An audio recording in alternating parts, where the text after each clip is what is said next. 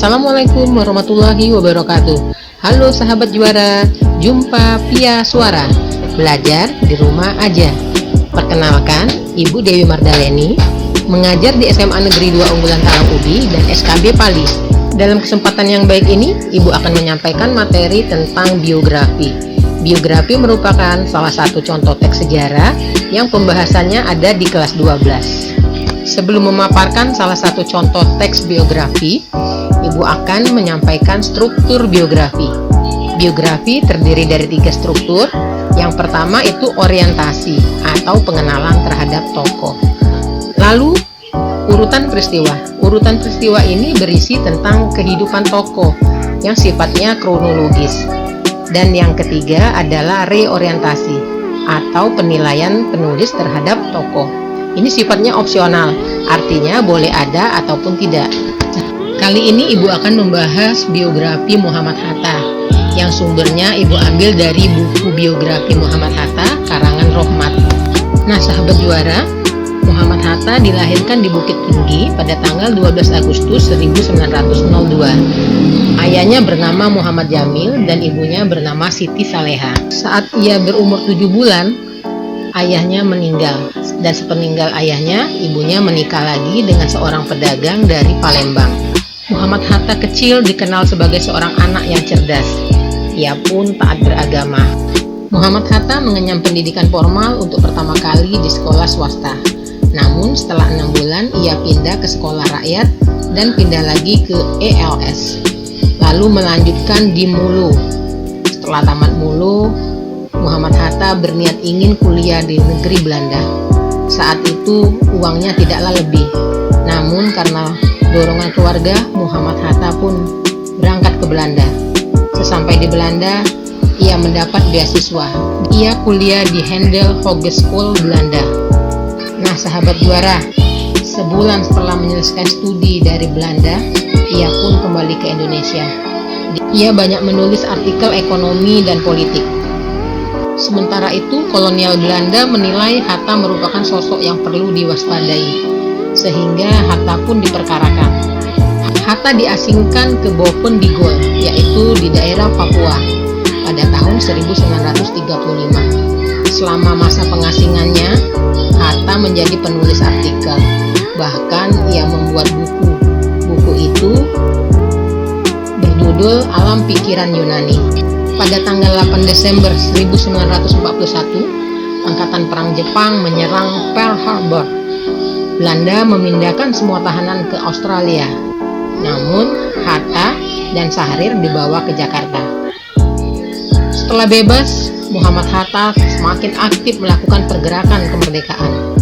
Hatta bersama Soekarno memproklamirkan kemerdekaan Indonesia pada tanggal 17 Agustus 1945.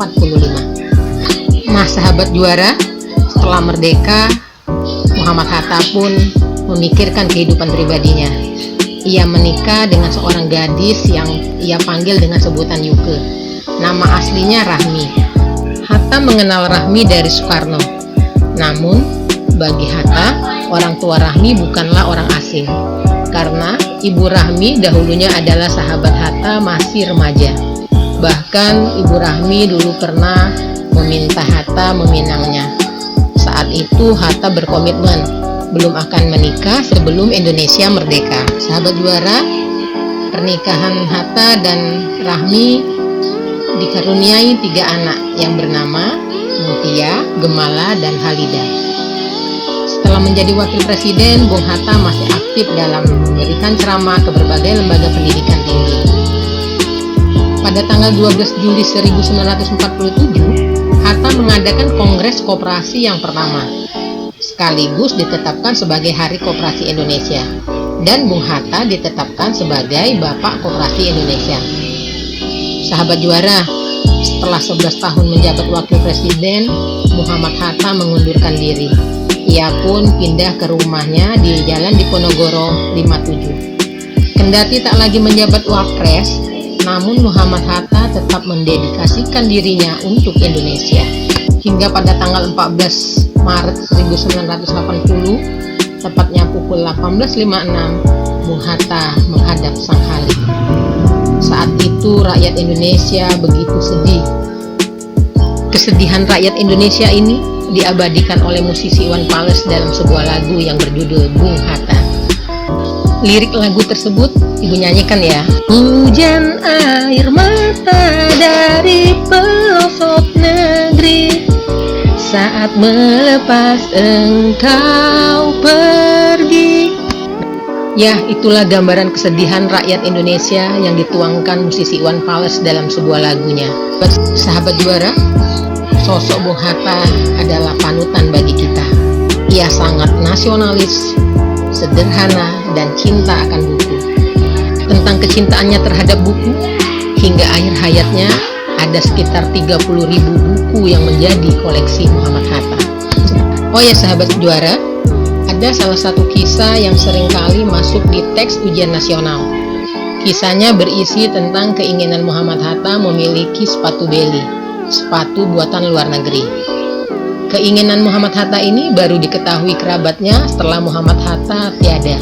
Hal itu diketahui keluarganya saat menemui guntingan iklan sepatu Beli di lembaran buku diari Muhammad Hatta. Nah sahabat juara, demikian profil atau biografi Muhammad Hatta. Semoga kita dapat meneladani sikap dari pahlawan nasional yang juga proklamator bangsa Indonesia. Demikian, tetap semangat dan semoga pandemi ini segera berlalu. Bu akhiri, wassalamualaikum warahmatullahi wabarakatuh.